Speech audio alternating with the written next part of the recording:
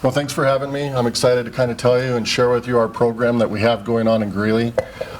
This program, we started it roughly about 3 years ago. And to begin the program, we really had no basis or no ground or no model to follow. So we've had to kind of build this from the ground up, and I'm going to give you kind of a high-level overview of it, but if you guys have any questions afterwards, please feel free to contact me and I'll answer any questions I can for you. So first off, with the City of Greeley, we had a couple of reasons that we developed this program. The first one was to address our citizens' concerns for oil and gas development, specifically in the urbanized areas. Also, we had concerns for the community when we were expanding and growing around existing oil and gas infrastructure. The other part for it was, as a fire department, we had very little knowledge of how to respond to these scenes or an incident at one of these locations, and how we were going to keep ourselves safe, but also protect the operators and the community from there. The other part with that, in order to familiarize ourselves with it, we wanted to get out and pre-plan these areas, the same that we do a lot of the buildings in our jurisdiction and such, so that we kind of knew what we were walking into. And the last bit was to be an advocate for our community. There was a lot of concern, a lot of fear of the unknown relating to oil and gas, and this allowed us to be essentially an extra set of eyes and be a conduit for that community to where we could answer some of those concerns and questions. And the other reason why it was important is Greeley, obviously we've talked about how popular oil and gas development is here in Weld County.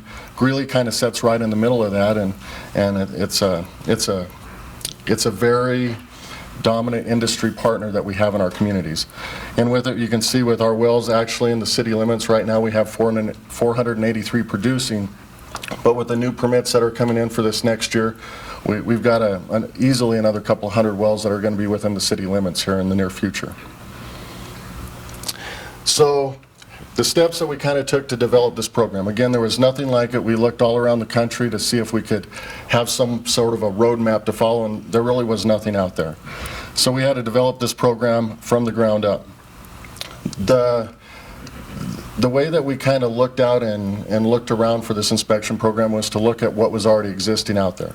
And that came through the state inspection programs, primarily the COGCC, but also the CDPHE inspectors. I contacted, and I'm going to have some good points of contact if you guys are interested in developing a similar program, but I really relied heavily on these partners and to develop and organize this inspection program. From there, I incorporated from their inspection practices things that were relevant to an oil and gas fire inspection, because obviously they're looking for certain things and we're looking for some others, but I wanted to take those pieces that worked for them and that were relevant for our program. The other part that I did was I modified our existing inspection program that we have for our fire inspections. We've already been inspecting buildings and other occupancies and industry in our jurisdiction, but we had really nothing for oil and gas, and so I wanted to kind of meld those two together. For the COGC contact, Mike Leonard has been kind of my go-to guy, the point man. I can't say enough good things about this gentleman. If you guys are ever looking at developing something on this end or working with, Mike is definitely your go-to guy. Like I said, I can't say enough good things about him. And then from the CDPHE, both of the Jennifers were instrumental in setting me up with their inspectors and getting me the training with their inspectors as we went through it. And again, with this, especially with the air quality and also your personal safety on these sites for the inspectors, the CDPHE really documented and educated me on the things that I want to look for and be aware of to keep myself safe, but also to recognize potential problems for the community. The other part was working with our industry partners, and this is the critical piece of this whole program. They already had mandatory requirements for anybody that comes on their location. Some of them had operator-specific trainings or requirements, but then there was also kind of the broad overview. So with that, I met with our local operators. I went through their training programs that they required for personnel on their sites already, but also to give them the ease of mind and the respect that I'm following the same protocol that they require for everybody on their sites. And these are a list of a couple of the trainings that I've done. These are kind of the basic ones that are just overview. I've also been working on some degree classes in oil and gas production because I didn't come from an oil and gas background. I've spent 20 years in the fire service, and I've known about oil and gas wells, but really didn't understand the process, understand what was going on. So to become the subject matter expert or the point person for our community, I've really been expanding that knowledge and working on some degree classes and such to raise my understanding. The other part, and this is how does all this oil and gas production, what gives us the authority, what gives us the jurisdiction, how does it apply to your municipalities, especially as it relates to the fire code. This right here is basically the code version or the code citation where you can find. They've actually got a very specific location in the fire code that relates to oil and gas production. With this here, it walks through basically all phases of the production process, from the drilling to the completions, all the way through production, and even some workover rigs with it. So that's kind of the inclusive area that you want to research as far as the fire code. There is a lot of carryover, or how should I say, other areas of that can relate, especially some of the new multi-pad facilities where they have ESDs, or the emergency shutdown devices, on those locations. Some of them have extinguishers or extinguishing, how should I say, equipment on those sites, especially some of the new frac engines, some of the new technology that's out there. There's a lot of things that pertains to the fire code. The other part is the main one as far as well control is their blowout preventers, and that's during the drilling process and a lot of the workover rigs where we really want to be involved with them, because that's the catastrophic event at these sites that we want to prevent and that we want to be prepared for. The other part, now that you saw all those wells, I basically was given a map of the city of Greeley. I was shown all the wells, and it's like, where do I even start with this? Again, thanks to Mike Leonard, he shared with me what the COGCC does to prioritize their inspections. And so I kind of looked through that, and some of that was really relevant to what we were doing, but some of it wasn't. So then we developed our own prioritization schedule on how we were going to work and organize these wells and, for lack of a better term, address them and work through that massive amount of wells we had. And with these here, the big part is how close it was to urbanized areas. As on these inspections, I constantly re-rate the site as we go through it. If there is a history of violations, or if there's complaints or problems, spills, that's obviously going to kick it up. The size, this is pretty difficult. But essentially this is a judgment call, the old vertical, where you may have 1, 2, 3 wells and a tank battery or such associated with it. It's probably going to be a smaller one, where these large multi-well pad sites are our larger sites. The time since our last inspection, we're trying, and within the city our goal is to get to all of our wells, all the high priority ones annually, if not more, but at least to visit every well in our jurisdiction within that 3-year time period. And then the last is the potential for community impact. If something did happen, or if something did go wrong there, how bad, or the potential that it would have to impact our community. So with that, again, these were ranked on my initial inspection, and then I constantly do that on our follow-up inspections. From there, our high priority locations, again, we visit those at the very least annually. Oftentimes, though, especially through different processes, whether it's drilling, the completions, even workover, we're doing more frequent inspections at those sites. And then for our lower priority locations, these are really on the kind of the outskirts of our jurisdiction. We want to get around to those. We shoot for every 3 years. The other part with our inspections is we not only have our organized inspections, but along with some of our citizen concerns, complaints, or also referrals from some of our other departments within the city or the county. We work very closely with our planning department. I assist RLGD and go through some of the assessments and the 2As from the fire code perspective and offer input if need be. But we also work with our code compliance, a lot of the odor investigation, noise complaints, they get referred to them, and we work hand in hand to address those concerns, along with even our police department if need be. But the big picture for the city of Greeley is it's not just the fire marshal or somebody on that end coming out and working with them. It's not just the planning department. We all work together to to work with our industry partners, but also to address these concerns of the citizens. And that's where we've seen a lot of our success. Is it's not, it's an all-encompassing approach. We work together on that. And then after we complete our inspections, I file a report and I send that to the operators. This report, regardless if there's violations or not, I give them kind of the feedback that I have discovered or that I identified at their site. And then if there is one of those critical violations, critical concerns, and that's where the training from the state inspectors was imperative for me. That way I could relay it up to them and the operator so we could get those corrected immediately. And we have had a few of those incidences where we have found a significant violation. The first call is always to the operator. Our operators, especially in our area, they have the ability to remotely shut in the sites a lot of times, which is the first step to mitigating the problem. And then from there we work with them and the state regulatory agencies to make sure we get it corrected and we keep the community safe. And then some of the results and benefits that we've seen from our program. Again, we're now in our third full year of it. The first year of it was spent a lot of times for me training, developing the tracking programs and figuring out how we were going to organize these. So we're really kind of in our second full year. But some of the things that we've seen with it. First is the improved knowledge of these facilities in our community, and which is going to allow us as a fire department, if we ever have to respond to one of these sites, to where we can do it safely and then mitigate the problem. The other part is we've developed our principled relationships not only with our industry partners, but also the state regulatory agencies. That way, if we do identify a concern or a problem, we're able to work together, get it mitigated, and for lack of a better term, get back to business for the operator and then to keep the community safe. The other part is the first year when I went out, there was a pretty significant amount of fire code violations. After the communication with the operators and working with them, they knew what we were looking for, and actually a lot of our inspections were very similar to some of the things the state was looking for.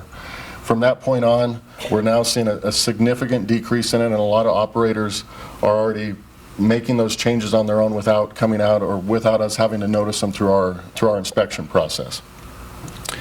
And kind of the future of what we see, because again, this is kind of in its infancy, where we're starting, is going to be predominantly through our city website. We've got several pages there that give resources to our citizens if they have concerns with oil and gas productions, if they have questions, if they need to file a complaint, but also to where they can look at where the wells are in relation to them, and that's where we've got our GIS map that is updated daily from actually the COGC's website, to where it's a constant, accurate count of what's going on in our jurisdiction. The part that we want to add to it is it's already got links for the state inspections, so if somebody's concerned about a specific location, the number of complaints, violations, they can pull up the state's inspections. There's a link off of our site for that. What we're hoping to add in here in the near future is a link for my inspections, so that way they can see what I discovered, what I found in that at those locations, or how, if there was a complaint or a concern, how that was handled and mitigated. So here's my contact information if anybody does or is interested in reaching out some more. And with that, if I could get just kind of the link to the webpage there. So this is kind of some of the resources that we have, again, from our city webpage. Everything from reporting a concern. We've got some videos on what is the drilling process, what is the fracking process, what is actually going on at these locations. Regulations as it relates to our jurisdictions and the state. And then if we could go to the next page in there. Here's our map. This is an example of us with our map, to where we can locate any of the wells similar to the state website, pull it up, and we've got links to all the state sites from there. As he's going, this is something you guys can play around with it. But that's kind of our resources that we have, that we've provided for our citizens.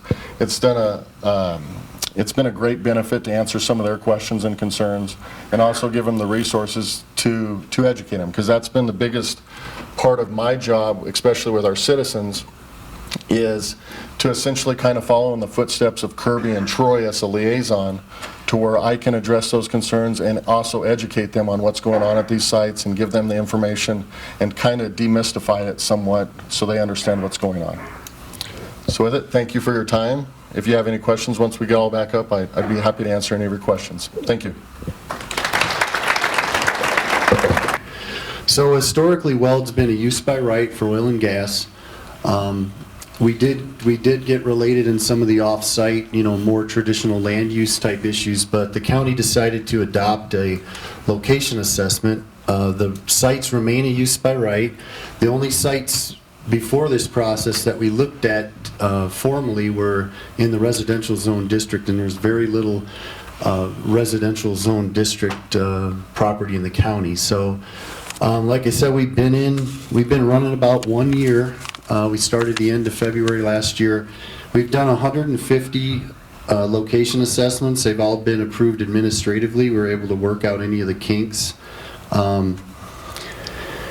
The main components are, there's a notice. This kind of flies along just like the commission process, except it's our process. So it's similar. But our notice that goes out to residents and another municipality and ourselves, we require the operator to put a lot more detail in it with maps and drawings, because as you know, the 305 notice can be just a paragraph kind of describing what they're going to do in a section township range. That doesn't mean a lot to the people who it's near them.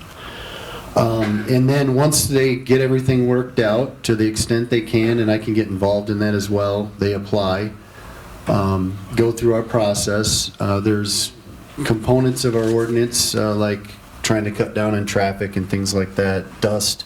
One of the big things is making sure we got a commitment from operators to treat and water an unpaved road that's being used for hauling material from the nearest paved road to their location.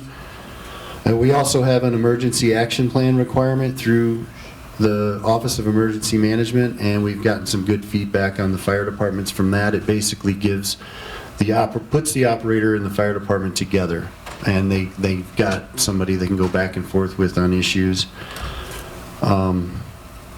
We've asked for a little more pipeline detail for the on-site part of the location.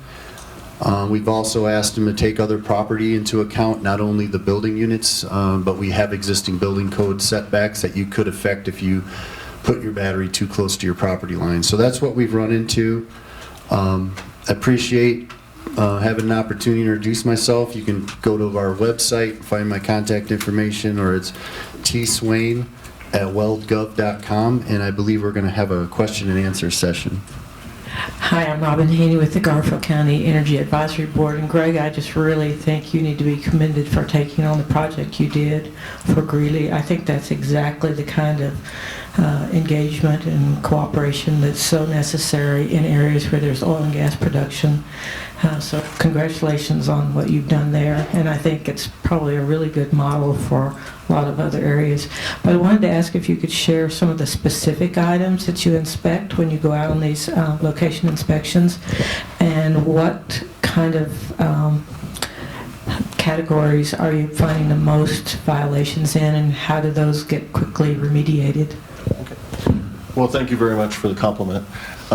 For me, I basically build or conduct my inspections very similar to how the state does. I look at the equipment on site, going through looking for some of those critical risk factors or things that could cause a problem.